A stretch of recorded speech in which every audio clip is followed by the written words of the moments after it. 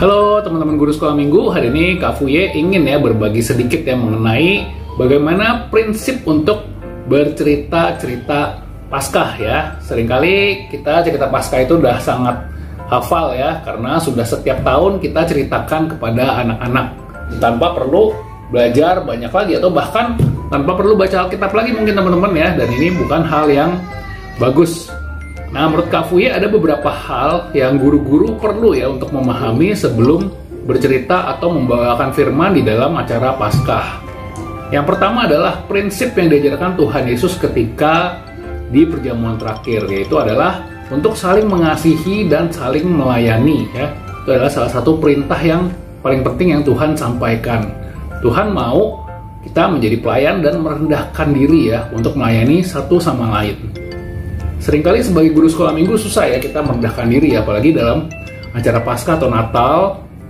Dulu Kak Fuye pernah sharing juga ya, acara Natal atau Paskah tuh biasa ajangnya sekolah minggu itu ribut satu sama lain ya, berantem ya, mungkin karena rebutan pengen idenya diterima atau saling mengkritik ya, menganggap yang lain lebih jelek, kita lebih bagus dan sebagainya ya, dimana tentunya ini menyalahi prinsip yang Tuhan Yesus sudah ajarkan ya. Kita harus saling rendah hati, saling melayani ya, bukan mau jadi yang paling hebat, jadi yang paling keren. Itu yang pertama ya, mengenai saling melayani. Yang kedua, menghindari adanya pencitraan. Nah, pencitraan itu apa?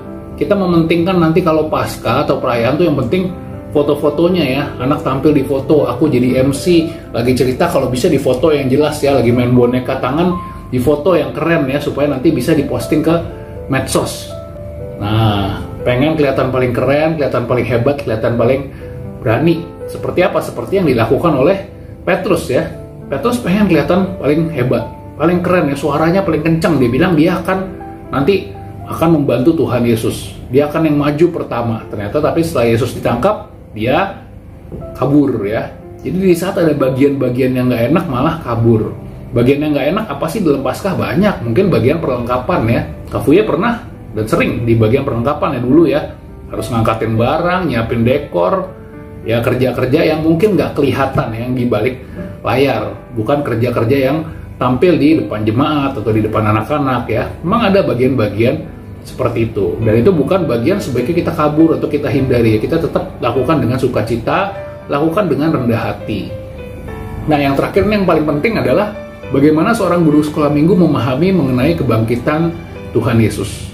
Nah, ini sangat penting. Kenapa? Seringkali ya dalam kehidupan kita masih merasa khawatir, merasa sedih, merasa takut akan sesuatu ya. Ya, toh apapun itu ya teman-teman ya, banyak kekhawatiran, banyak rasa takut ya. Nah, di Paskah ini kita berusaha merenungkan kembali, rasa takut itu wajar, rasa khawatir itu sangat wajar. Kak Fuye pun punya ya rasa khawatir, rasa takut. Tapi dalam Paskah ini Kak Fuye berusaha memaknai kembali bahwa Paskah adalah kebangkitan Tuhan Yesus. Artinya apa? Tuhan yang bangkit, Tuhan yang hidup, yang penuh kuasa. Karena bangkitnya bukan sembarangan bangkit, tapi menebus dosa ya. Sesuatu yang memang susah untuk kita bersihkan sendiri. Tuhan bisa lakukan itu. Apalagi dalam hidup kita, Tuhan juga berkuasa untuk banyak hal. Mungkin ada kekhawatiran yang terjadi, mungkin ada ketakutan. Itu bisa jadi bagian dari salib yang kita pikul ya. Salib yang memang lambang dari kemenangan itu nantinya. Tapi saat ini tentunya itu harus dipikul, kita harus merasakan sesuatu yang gak enak, sesuatu yang gak baik ya. Namun sebagai orang yang beriman, kita percaya bahwa semua akan kita lalui dan pada akhirnya kita akan berada pada kemuliaan bersama Tuhan Yesus. Kita punya satu Tuhan Yesus yang maha kuasa, yang sanggup untuk mengubah sesuatu yang tadinya seperti nggak ada harapan ya. Kematian itu kan nggak ada harapan ya, Tuhan Yesus mati, orang-orang merasa nggak ada harapan, menjadi sesuatu yang penuh harapan di dalam kebangkitan Tuhan Yesus yang akan kita rayakan sama-sama. Baik teman-teman semuanya, terima kasih ya tadi udah nonton videonya, dan kali ini Kak Fuye juga mau menyampaikan lagi bahwa Kak Fuye menyediakan video cara membuat game sekolah minggu, harganya cuma Rp15.000. Di sini teman-teman nanti bisa belajar ya gimana cara membuat game secara efektif ya, mau apapun temanya bisa dibikinin gamenya, itu ada caranya ya. Dan yang kedua adalah video 5 pelajaran tentang iman, dimana ini sangat bagus banget, nanti setelah perayaan Paskah mungkin bisa dipakai, atau saat Paskah mau dipakai pun bisa. 5 pelajaran tentang iman ini mengajarkan tentang berbagai pelajaran dengan tema iman ya, yang sederhana banget, pasti bisa dipahamin oleh anak. Harganya cuma Rp20.000. Nah, bagaimana mendapatkannya? Cukup WhatsApp ke 0813 852 17327. Nanti dikasih tahu ya caranya gimana. 081385217327, pasti nanti dikasih tahu caranya. Semua pasti nanti bisa ya mendapatkan ini, dan semua pasti WhatsApp-nya dibalas. Oke, sampai ketemu ya di video selanjutnya. Semoga nanti kegiatannya, Paskahnya semua berjalan dengan lancar, dengan baik, dan semuanya nanti berkenan di mata Tuhan Yesus. Sampai ketemu, semoga sehat selalu. Dadah.